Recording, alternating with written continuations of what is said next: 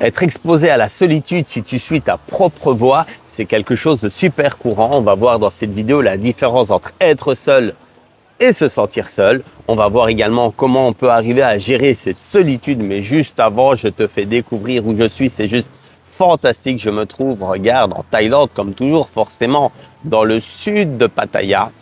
Je suis dans le nord de Jomtien, un quartier qui s'appelle Pratanyak. J'espère que j'écorche pas trop le nom. Et l'endroit exact où je me trouve, ça s'appelle Oxygène. C'est vraiment un endroit où on respire. Il porte super bien son nom. En face de toi, actuellement, tu as le golfe de Thaïlande et on revient ici. J'ai adoré cet endroit. Alors, je me suis dit, vu que je l'aime, j'ai envie de m'installer ici, tout simplement. Je fais encore le choix. C'est un bel endroit. Il est magnifique. Pourquoi est-ce que je ne prendrais pas cette décision? De manière générale, dans la vie, qu'est-ce qui se passe? On a des envies, on a des besoins, mais, des fois, notre entourage va commencer à nous juger. Ouais, mais non, tu ne devrais pas faire ça, tu ne devrais pas aller là, tu ne devrais pas te comporter comme ça. Et qu'est-ce qui se passe? Eh bien, on ne suit pas vraiment nos propres choix. On est un petit mouton blanc, on est dans le groupe là et notre vie, elle va pas vraiment bouger. On va rester dans cette zone dégueulasse que beaucoup appellent la zone de confort, alors qu'en fait, c'est une vraie prison à ciel ouvert. Et de mon côté, j'ai toujours voulu en sortir de cette prison. C'est ce que j'ai fini par faire d'ailleurs. Je suis super bien et je sais que toi, de l'autre côté de cette vidéo, soit tu as commencé par suivre tes propres choix, soit tu es sur le point de le faire. Et si c'est le cas, alors vas-y, saute le pas, n'hésite plus, fais-le. Change de travail, change de copine si tu en as marre, change de copain, change d'amis, arrête de parler à ta famille, rien ne t'y oblige si tu n'en as plus envie. Alors cette vidéo, vous allez être pour, vous allez être contre, je n'en ai rien à faire. J'estime qu'à un moment donné, il faut vivre pour soi. C'est pas de l'égoïsme, ça n'a rien à voir avec ça, c'est juste avoir ses propres choix, suivre ses propres décisions et avancer pour soi-même. Alors de manière générale, on m'a fait beaucoup de reproches à ce sujet, mais finalement, la plupart du temps, on est là en train de m'envier, à me dire moi aussi j'aimerais bien habiter là-bas parce que c'est beau la Thaïlande, John il a réussi, c'est bien. Oui, c'est vrai, mais pour y arriver, j'ai toujours dû suivre mes propres choix. Parce qu'il faut le savoir, moi j'ai grandi dans une famille précaire, sans mon père. Ma mère avait 5 enfants, elle devait s'en occuper, elle ne travaillait pas. Donc toujours, à la base, moi mon destin il était écrit précaire, précaire. Je me suis réveillé un matin, je me suis dit non, cette vie-là, j'en veux plus. Et j'ai commencé à faire mes propres choix.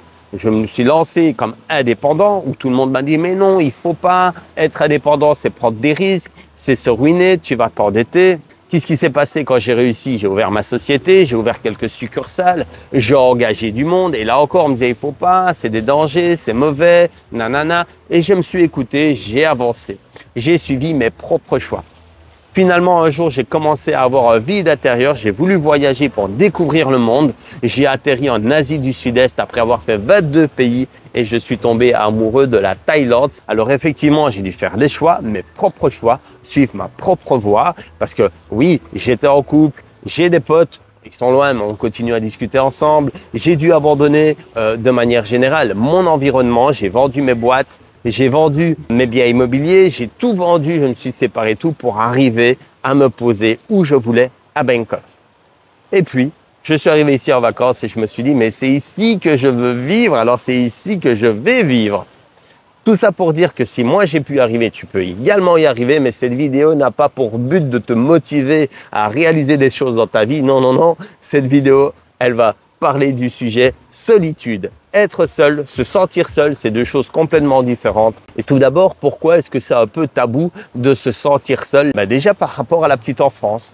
Quand on est rejeté, on se retrouve seul de notre côté. Là, on est dans un coin, on est un peu banni d'un groupe et forcément, on n'est pas accepté. Et ça, inconsciemment, le cerveau, il va l'enregistrer et il enregistre qu'il faut faire certaines choses qui, des fois, vont contre nos envies personnelles et profondes. Et c'est le problème en Europe, c'est qu'on ne va pas enseigner aux jeunes enfants qu'ils doivent suivre leur propre chemin. Alors, on fait un tas de concessions, on commence à rentrer dans des groupes, on n'aime pas trop ceci, mais on va le faire, on n'aime pas trop cela, mais on va y aller, etc. Et finalement, tout ça pour se sentir aimé, apprécié, entouré, peut-être parce que à la maison, on manquait d'amour, peut-être parce que à la maison, on s'est senti rejeté par maman, par papa. Alors, j'en sais rien, je vais pas faire de la psychologie, j'en ai rien à faire. La vérité, c'est que c'est incorporé dans notre cerveau depuis tout petit. Et en grandissant, c'est pas rare qu'il y a certains gars, certaines nanas qui doivent constamment s'occuper. C'est le week-end, il faut sortir, c'est un soir, il faut voir du monde, etc. Ils ne savent pas rester seuls. Mais en vrai, tu devrais prendre du temps pour toi-même, te poser, réfléchir et de sortir cette bulle dégueulasse qu'on appelle zone de confort. Parce que cette zone, elle n'est pas du tout confortable, elle est carrément dégueulasse et dès que tu en sors, tu brises des chaînes. Et pour ce faire, tu vas devoir apprendre à penser par toi-même. C'est une chose que l'Europe n'enseigne pas du tout, que du contraire. Alors quand tu vas commencer à penser par toi-même, tu vas voir ton entourage, il va un peu changer et tu vas dire ok, là je décide de faire ça, là je décide d'aller là-bas et tu vas des fois rentrer en conflit avec certaines personnes. Mais c'est pas grave, apprends à le faire pour toi, apprends à vivre pour toi-même. Tu vas voir qu'au début c'est un peu aller à contre-courant et puis à un moment donné, les gens vont prendre exemple sur toi. Ils vont peut-être même un peu être jalousés, mais tu t'en fous. Parce que toi, à partir de ce moment-là, tu fais ta propre voie. Et à partir de ce moment-là, il pourrait arriver un certain sentiment de solitude. Alors déjà, tu peux avoir plein de monde autour de toi et te sentir seul. Et tu peux être seul et ne pas te sentir seul. Tu vois la différence? Maintenant qu'on a identifié ce qu'est la solitude, de comment elle est née dans notre esprit et pourquoi on pense que c'est mauvais, à cause de la petite enfance, on sait que ce sont des codes qu'il faut réécrire, tout simplement, des petites lignes de code mental où il faut se dire, ok, être seul finalement, c'est pas mal. Regarde-moi. En ce moment, je suis seul. Est-ce que j'ai l'air mal? Pas du tout, je me sens super bien. Alors la solitude, c'est quelque chose qui est facile à apprivoiser. Il faut savoir être à l'aise avec soi-même, savoir s'occuper. Mon meilleur conseil, ce serait, trouve-toi un hobby, un passe-temps, une passion. Si tu n'as aucune idée de ce qui pourrait te rendre heureux, intéresse-toi à certaines choses. Alors si tu n'arrives pas à rester seul de manière générale, alors sors de chez toi et va discuter.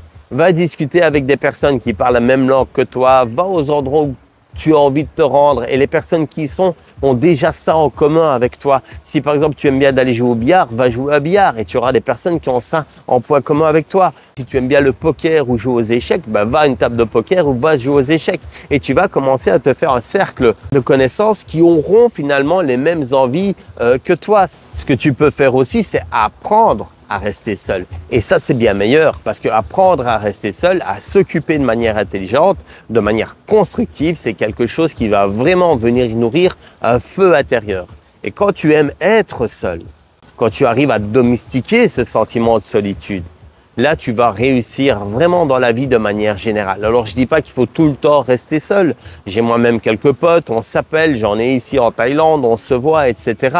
D'un côté, tu te forces finalement à être en groupe avec des personnes pour ne pas être rejeté. De l'autre côté, tu contactes de ton plein gré des personnes que tu apprécies. Elles te répondent parce qu'elles t'apprécient certainement également. Et vous passez du temps ensemble, un temps de qualité qui sera complètement différent. Alors la solitude, quand on suit notre propre voie, c'est certainement quelque chose à laquelle on va être confronté. Mais quoi qu'il arrive, il ne faut pas voir ça comme un poids, comme un fardeau, comme une punition universelle. Que du contraire, c'est quelque chose de bénéfique. On a du temps pour soi. Il faut l'utiliser ce temps parce que le temps ne passe qu'une fois.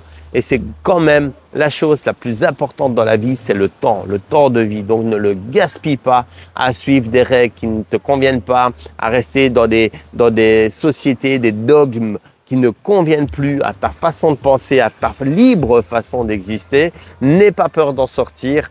Et pour celles et ceux qui n'osent pas suivre leur propre voie, tant pis, j'ai même pas à être désolé, mais vous finirez votre vie en vous disant « Ah, j'aurais dû faire ceci, j'aurais dû faire cela, ça, j'aurais certainement pas dû le faire ».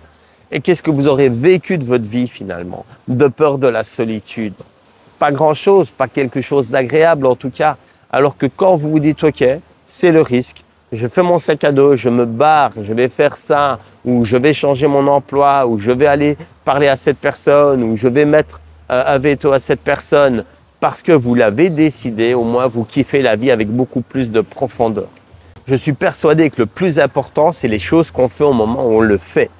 Si tu n'as pas envie de faire quelque chose, ne le fais pas. Si tu as envie de faire quelque chose, fais-le. Mais ne viens pas te plaindre par la suite.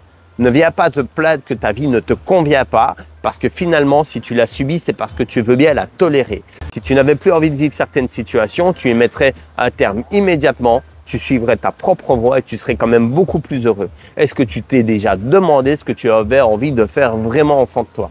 Où est-ce que tu te vois dans 6 mois, dans 1 an, dans 2 ans? Pose-toi la question, mets cette vidéo en pause, réponds à la question et puis reprends le cours de cette vidéo. Qu'est-ce que tu as vraiment envie de faire de ta vie? Quand tu étais tout jeune, qu'est-ce que tu avais envie de faire? Quel était ton rêve? Qu'est-ce que tu voulais faire? Tu voulais faire de la musique, du dessin, réparer des bagnoles, tu voulais faire le tour du monde, tu voulais faire quoi?